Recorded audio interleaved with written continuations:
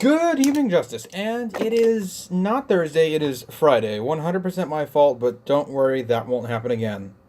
I hope. But then again, that's why we put it on Thursdays. You had a good point on the surface, but I think you might be wrong about it overall. The idea that originality is dead in Hollywood kind of misses the point of where originality comes from in Hollywood. Take, for instance, your Avatar, like, you put it up as being one of the most original movies you've ever seen, a movie you liked, which was Avatar, right? The one with the blue people. This one, not this one that does not exist. But there's a few issues with that, right? And then you criticized mainly Transformers for being over-repetitive and also rather uninspired and based off of much older work. And I assume that you were referencing other things like the Hunger Games series, the Divergent series, the fact that 50 Shades of Grey had to come from a book, right? So, like, there's a lot of book remakes and there's a lot of remakes. That's also true for Avatar, though. Avatar didn't come from anything, but, well, actually, first I should say that Avatar is getting 4 sequels, right? From 2020 to 2025, there's going to be 4 new Avatar movies. 4 of them. 4 of them. Do you even remember who the third male character was in that movie? Do you remember which one was the bad guy? Do you remember the name of the massive Black Panther thing? Do you remember the massive Black Panther thing? We're talking about a movie that left no impact on the American social conscious. So somehow it's just a phantom ghost in our popular culture. But I digress. So it's getting 4 sequels, which is kind of repetitive, and there's no way you can possibly imagine that the last 2 will be as good as the next 2, right? The idea that, okay, we're going to make 4 movies and they're going to be all perfect is kind of horrifying. The fact that we greenlighted 3 new Star Wars movies at all was kind of shocking. And those have been in the planning for decades. There is a thing to Avatar that makes it exceptional, on why you can get things that are not a book remake through into Hollywood, and it's that people have to work. People have to put their name up to it. It's a risk, right? Originality is risky, and I know you get good places by, taking risk, but you also get poor and cocained out and some random drug house, or worse, in a ditch. So risk are sometimes not a good thing to take, especially if you're in Hollywood, where people's careers start and end in a day. But you can still get original things through. You can still get those risks, but you have to put it on a very large name, right? Avatar is directed by James Cameron. James Cameron is a multi-million-dollar director many times over by this point. So he could get it through. Barely, mind you. I should point out, he worked for over 4 years. A lot of 4s in this episode. For over 4 years to get through the idea to cutting room floor. To be able to, actually go and act it out. To just shoot the movie. The amount of negotiation he had to do with Fox is kind of ridiculous considering it's James Cameron. I mean, even after he successfully negotiated the ability to make the movie, a lot of the board members were like, all right, well, he's going to go and fail this thing, but it's on him. And he didn't, right? Smash success, but conveniently a smash success. It could have been a failure because it was, we can't guarantee that people will go and watch a movie that they've heard nothing about, right? If you hear a movie based on a book, right? Like, it's like, oh, well, I like the Harry Potter series. I might like this new Harry Potter movie. It's working off of an original, off of the fact that people are already associated with the idea, right? Murder on the Orient Express is one of my favorite movies of last year, but it's also the second time that movie has been made, and that book is nearing around a century old at this point, if memory serves. The only reason that gets made is because they're like, well, we can guarantee that the name alone will get people to the box office, because otherwise people are going to sit at home and think, I'll wait until the critic says something about it, and they read it in the newspaper and say, oh, the critic said it was pretty good, I should probably go and see that. Oh, it's out of box office. I guess I can rent the DVD. Actually, I'll just watch on Netflix. Yeah, I can do that later for like a fraction of the cost. Do you see why no one does this? I mean, think about it. Take an original movie that came out recently, like Tomorrowland. Tomorrowland is vaguely based on Tomorrowland from the brain of Walt Disney, but more accurately, it's based on Galt's Gulch from Atlas Shrugged by Ayn Rand. Or at least it seems that way. But mind you, that had George Clooney. It had this massive name that had been kind of associated with it. But the idea of a story behind it wasn't really big yet. And they lost a lot of money on it. They lost a lot of money on it. Their budget was $180 million, and it opened up to $41.7 million. That was directed by Brad Bird, like the Pixar director, Brad Bird, right, who did The Incredibles, right? And no one went to see it because they just never heard it. It's so much easier to sell people on a Fast and Furious because they're like, well, I like the last Fast and Furious. It's like, people keep telling me about these movies. Than it is to sell people on something new, right? Like Cowboys versus Aliens. I actually saw that movie in theaters.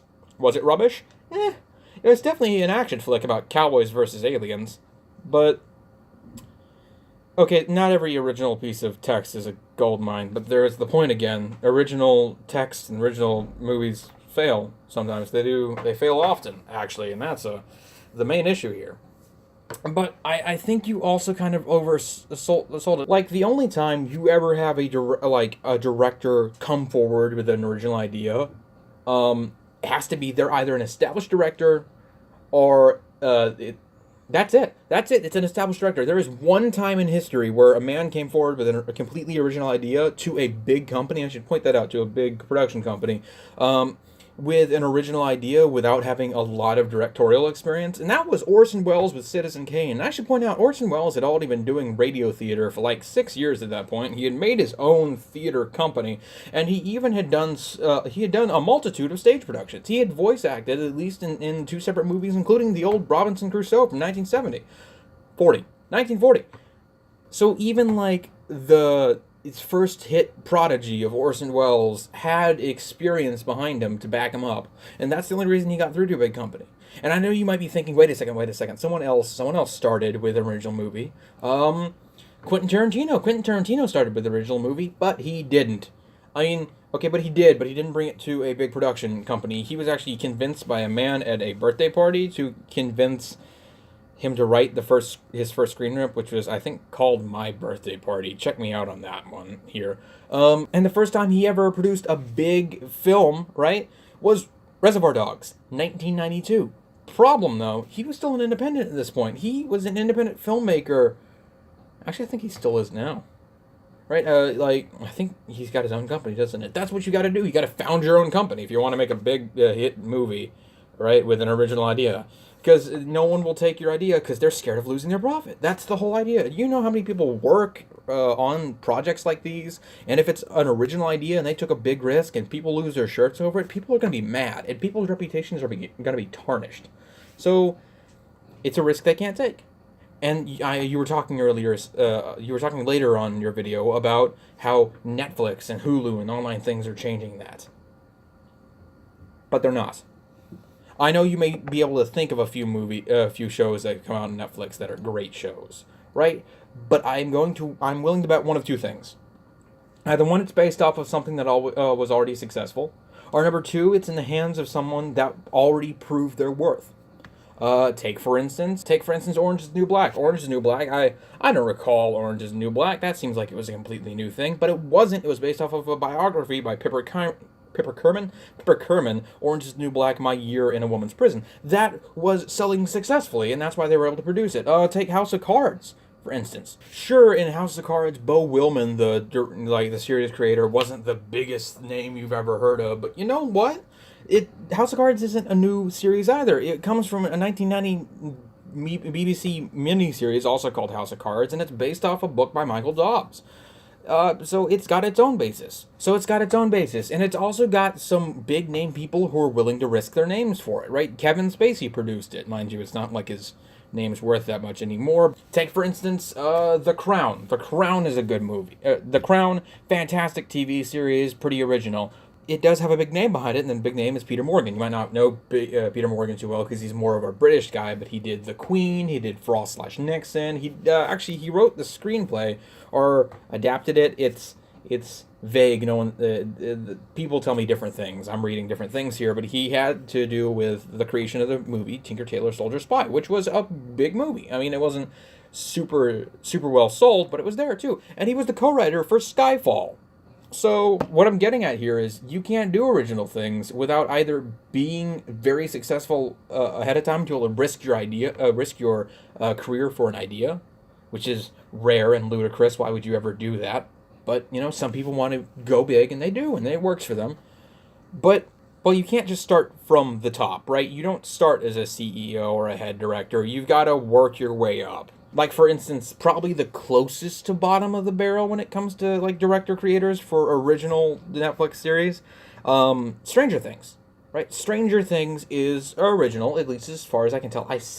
Really just can't tell if it's based off anything other than the 80s, right? But it's made by the Duffer Brothers, who were known for Wayward Pines, which, mind you, isn't that old either. It came out in 2015, but Wayward Pines was fantastically well done. It was also done by Fox, right? So, big company, big names. It's like, how did they get to do Wayward Pines? Well, they didn't create Wayward Pines. They just helped work on it. They were assistants. So you've got to work to get where you can be to risk your hides. But you did start to hit on something at the end of this your video that I really do agree with you. Online services are allowing us to do more original content with a higher variety. And I know what you're thinking. We just spent like 5 minutes just thrashing through Netflix's library. What do you mean online services are still viable? Online services are democratizing media production in a different way. Take YouTube. Think about the studios that have come up through YouTube. You've got Freddie Wong's Rocket Jump Studio. You've got Epic Punch. Rocket Jump and Rocket Punch? Weird. And you've got Rooster Teeth, and you've got even, not exactly, I wouldn't exactly call it a traditional media story arc, but you've got things like the Yogscast Studios, who at some point did produce a storyline with Shadow of Israfel, and Blackrock Chronicles, and Flux Buddies, and arguably Cornerstone. Look, okay, so that's kind of negotiable, but like, take for instance, is probably one of the most successful online series of all time, being Red versus Blue, right? Nobody lost their shirt for that. But that was an amazing risk to take. It wasn't very big monetarily. It was just a couple of guys who were playing in Halo and decided, we're going to record this with voices, right? And then made a thrilling series that's like, 13 seasons long now? And I think it's still going. Maybe it's not. I need to catch up. But point taken, you can have these big ideas. But now you can get directors and you can get film crews and creators who are not experienced and typically self-taught because they're now able to take those chances. We're now having people produce in their 20s shows and stuff that I could expect to be on cable TV. I'll be honest, if it wasn't for the fact that Red vs. Blue was using Halo graphics, I would expect to see it on TV. Or take another one, right? Rock Jump Studios with Freddie Wong has got a show. They've got a show that was, I think, like 4 seasons long, Video Game High School. Video Game High School is, okay, I'll admit I did not watch the series, but that which I've seen is hysterical. And you know how many of those were at the time, so-called, established professionals? None of them. At the very best, you've got Freddie Wong, and all he's been doing is online shorts forever. But then again, that's another example. You can now create media that is not necessarily a 2-hour feature film, right? It can be a 5-minute sketch. It can be a 5-minute sketch. You can produce it in about a month and a half, and if it fails, well, that was 5 minutes of everyone's time. It was free for the most part to watch, right? Unless you're using maybe Flixo, which is definitely a video on its own, but for the most part, no, it's very low risk because the chances of failing on YouTube are pretty high in the beginning. But if you can get established with even the smallest of bases, if you can produce something good, then you can get aptly rewarded for it. So that, I think, is where we're going when it comes to the idea of getting this originality. We're definitely going to keep old film studios, and we're definitely going to keep the new Netflix model of doing things through a subscription service. But I think that, heck, that's how YouTube Red works. But I think we can still make good media content in a democratic fashion, right? So we can get really original ideas from really new writers and workers. And that's how we do it.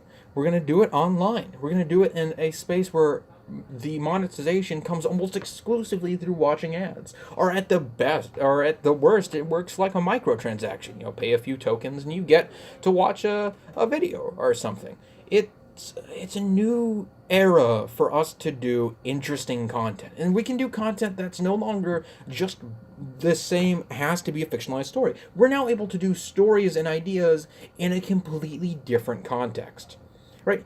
we can now do these large overscale productions that would often be shafted to the side. Think about how you used to watch educational videos. They bring something in, it was something produced by the government, and if it wasn't something from PBS, it was trash. But now you can do, this is getting off the point of story making, but just into the point of media making. You can now make things that are like educational stuff. You can make completely off topic. You can make stuff that has nothing to do with previous media structure, and you can do it because there will be an audience to do it that can get it on the correct demand. That they don't have a problem with, supplying it. You don't have a problem with advertising it. Take, for instance, Crash Course. Crash Course is awesome, just awesome in every way. I cannot think of a class in my high school that was not improved by having a Crash Course with it, right? But that is completely new.